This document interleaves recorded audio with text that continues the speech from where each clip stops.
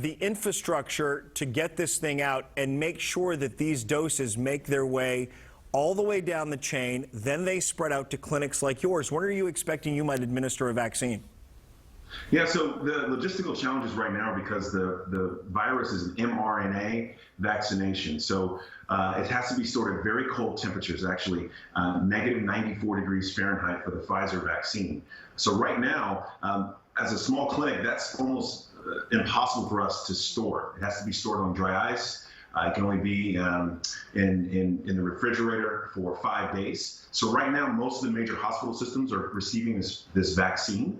And once we get, I think, the Moderna vaccine, which can be stored at negative 4 degrees Fahrenheit, that makes more sense for clinics to be able to receive the vaccine, store it appropriately so it doesn't what we call denature and become ineffective, and then get that out to the general population. So right now, for the next 3 months or so, I anticipate these vaccines going to large hospital systems for frontline healthcare providers, as well as nursing homes, long-term acute care homes, and in the general population probably in the spring, summer of 2021.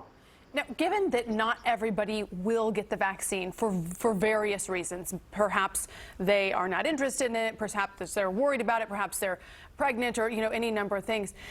Will this vaccine still be able to eradicate COVID-19? And what's the percentage of the population, if we know that needs to be vaccinated in order to really make a dent in what's happening right now?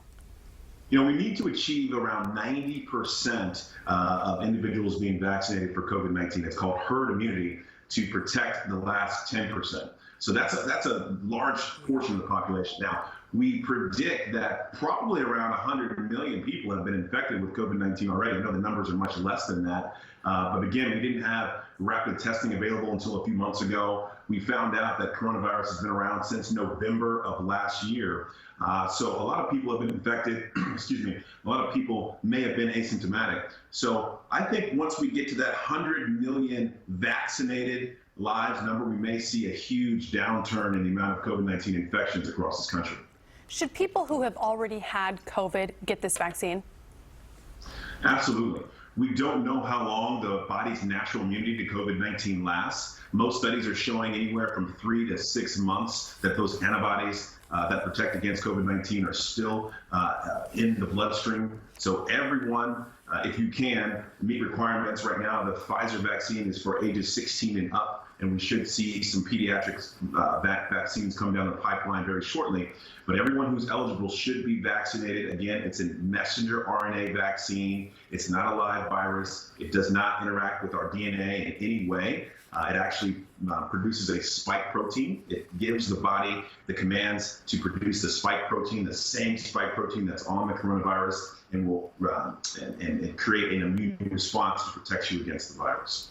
Dr. James Pickney from Diamond Physicians, thank you. I'm so glad we got you back on. This is, gosh, I think hopefully some good information for people to hear from you this morning. Thank you for bringing it to us. You're very welcome.